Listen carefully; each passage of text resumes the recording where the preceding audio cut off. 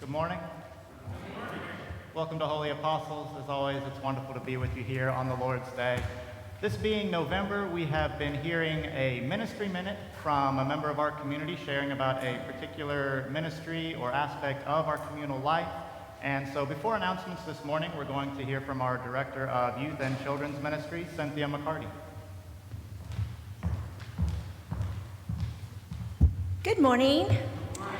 I'm Cynthia McCarty, and if you don't know me, I am the Director of Children's and Youth Ministry here at Holy Apostles, and I have been doing youth ministry for a good part of a decade. And you would think at this point I would be an expert at teaching children and youth about stewardship. And I think every year my approach has been different. In fact, every year about this time I get an abundance of resource of giving ideas. About how to talk to kids about stewardship and how we give back to our church. I've seen ideas like giving kids pledge cards, and most of them are good taste, like, saying prayers every day, or giving to the needy, or taking care of our world.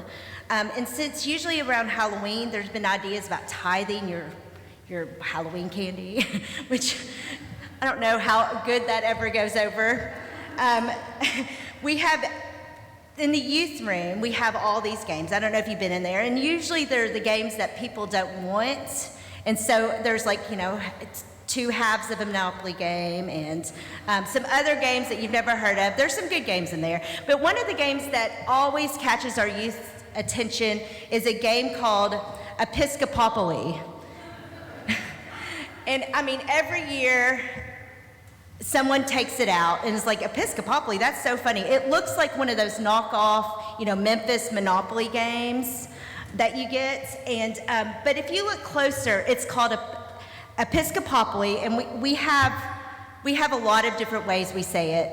Episcopal, but it's a game about stewardship.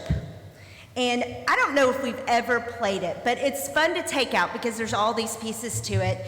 And we usually pull it out, and there's things, instead of a dog or a car, there's like a bishop's mitre and a chalice and a Bible.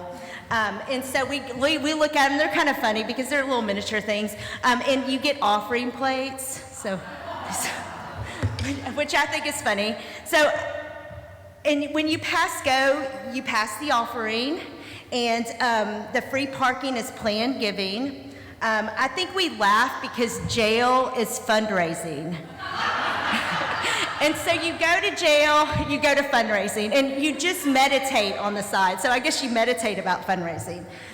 So we always laugh about that part. And the best part are the substitutes for chance and community chest. And chance, is usually kind of the negative one, and it is changed to operating budget cards. So let me see, some of the operating budget cards, which are pretty true things, things like roof needs repair. For every church property, pay 5 offerings. So you don't pay money, you pay offerings. So it goes into the offertory plate. And things like the church needs new kitchen appliances. Pay 5 offerings. I like this one, and Jim would like this one. Organist joins a heavy metal rock group. Go back 3 spaces.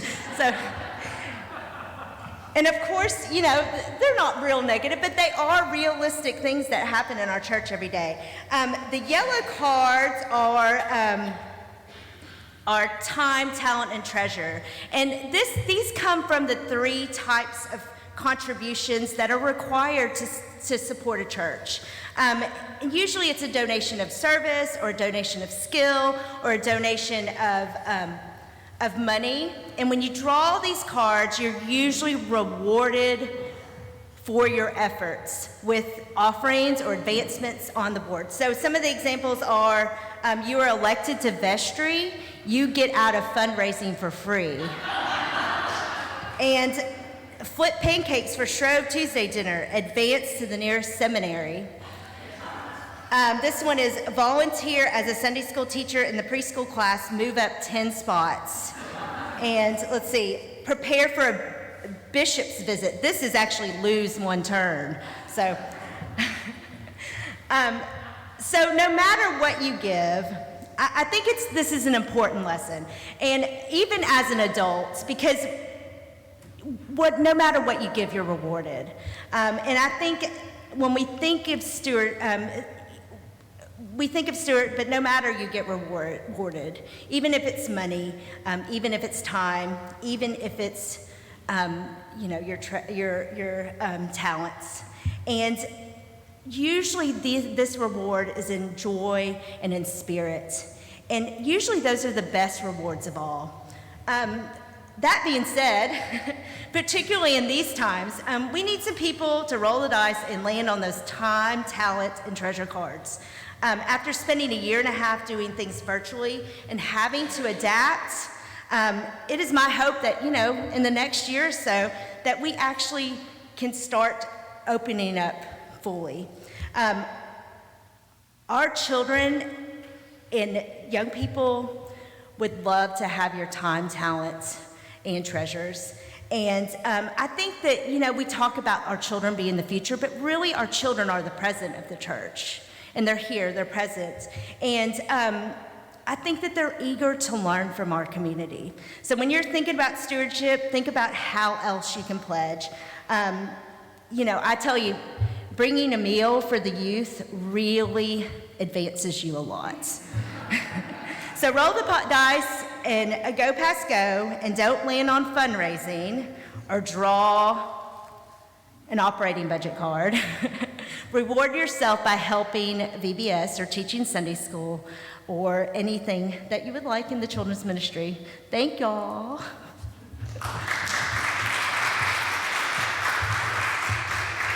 Thank you, Cynthia.